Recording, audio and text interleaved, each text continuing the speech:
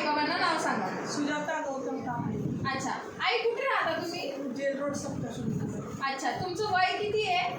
वय 53. 53 वय.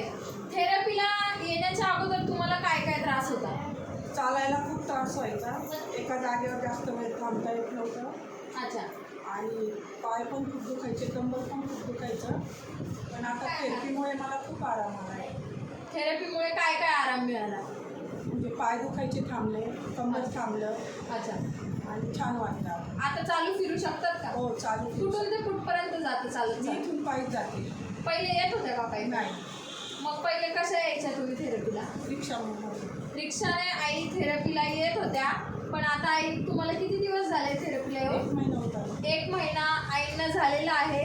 1 महिन्यामध्ये आईंना असा फरक पडला की जे पाय त्यांना चालू देत नव्हते, ज्या पायांमुळे त्यांना रिक्षा पकडावी लागत होती, रिक्षासाठी किती खर्च करावा लागत होता आई?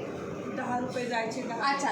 10 रुपये जायचे, 10 रुपये यायचे, म्हणजे टोटली 20 रुपये रोजचे आईंना लागत होते. पण आईंना आता 1 महिना झालेला आहे. 1 महिन्यामध्ये आईंना इतका छान फरक पडला की आई आता डायरेक्टली रिक्षाचा न वापर करता डायरेक्टली पायी चालू फिरू शकत आहे. मग चांगली गोष्ट आहे की वाईट गोष्ट आहे? चांगली गोष्ट आहे ना? आई तुम्हाला हा रिझल्ट कोणी दिला? वाघमारे म्हणून आहे, त्यांनी माझ्या मुलीला सांगितलं. माझी मुलगी इथे घेऊन आली. Okay okay. नाही, तुम्हाला कशामुळे रिझल्ट मिळाला आहे हा? V fighter. हां. मग V fighter bed number 1. V fighter bed number 1. V fighter bed number 1. सर्वात महत्त्वाचं आपल्या सेंटरमधलं जे मेन ब्रह्मास्त्र आहे ते म्हणजे आपला वी फायटर बेड. ओके. तुमचा जो पण काही मसाज होत आहे ना मणक्याचा, त्याच्यामुळेच तुम्हाला पूर्णतः फरक पडत आहे.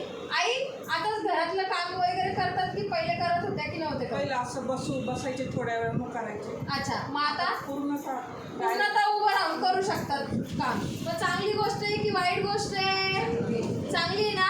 आईंनी थेरपीवरती विश्वास ठेवला, रेग्युलर थेरपी केली आहे, त्याच्यामुळे आईंना इतका छान फरक मिळालेला आहे. आई साधारणतः किती टक्के रिझल्ट मिळाला तुम्हाला? 100%. 100% आईंना रिझल्ट मिळालेला आहे. चांगली गोष्ट आहे की वाईट गोष्ट आहे? चांगली गोष्ट आहे ना? आई बाबांना काही संदेश द्यायचा असेल तर काय संदेश द्याल? आणि सर्वांनी रेग्युलर थेरपी करावी आणि मनापासून यावं सर्वांनी, आणि फायटरचा फायदा घ्यावा. आईंसाठी जोरदार